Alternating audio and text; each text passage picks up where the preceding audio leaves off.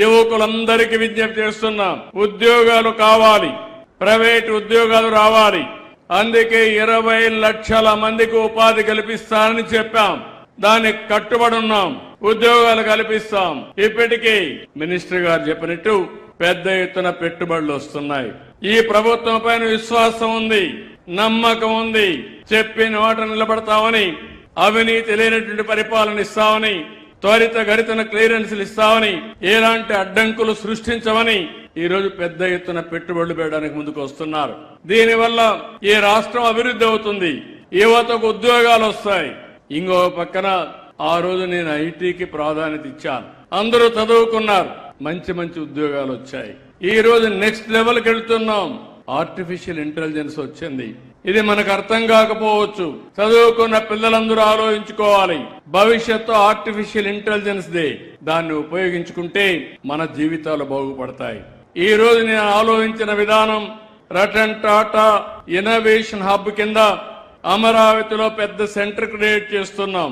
ఉత్తరాంధ్ర 3 జిల్లాలకి విశాఖపట్నం కేంద్రంగా, గోదావరి జిల్లాలకి రాజమండ్రి కేంద్రంగా, గుంటూరు కృష్ణా జిల్లాలకి విజయవాడ కేంద్రంగా, ప్రకాశం నెల్లూరు చిత్తూరు ఈ 3 జిల్లాలకు తిరుపతి కేంద్రంగా పెట్టి, అనంతపూర్ కర్నూలు కడపకి అనంతపూర్ కేంద్రంగా పెట్టి 5 రీజనల్ హబ్స్ పెడుతున్నాం.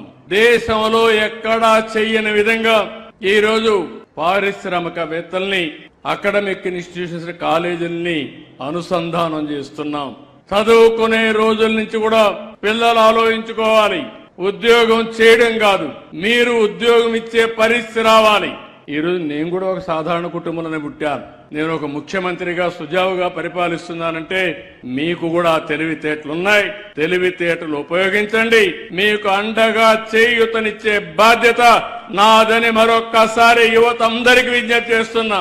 మీ ఆలోచన విధానంలో మార్పు రావాలి. నేను ఆ రోజు ఐటీ అన్నాను, ఉద్యోగాలు వస్తాయని చెప్పాను. తర్వాత అన్నాను, ఐటీ వల్ల మీరు ఒక ఉద్యోగం కాదు, ప్రోడక్ట్స్ తయారు చేయండి అన్నాను. ఆ తర్వాత మీరు ఉద్యోగాల కంటే నువ్వు ఉద్యోగం ఇచ్చే పరిస్థితి రావాలని మళ్లీ చెప్తే, ఈ రోజు ప్రపంచం మొత్తం మీరు 25 సంవత్సరాల్లో ఎక్కువ తలసరి ఆదాయం సంపాదించేవాడు ఎవడంటే తెలుగు బిడ్డ. నేను గర్వపడుతున్నానని చెప్పి నేను మీకు తెలియజేస్తున్నా.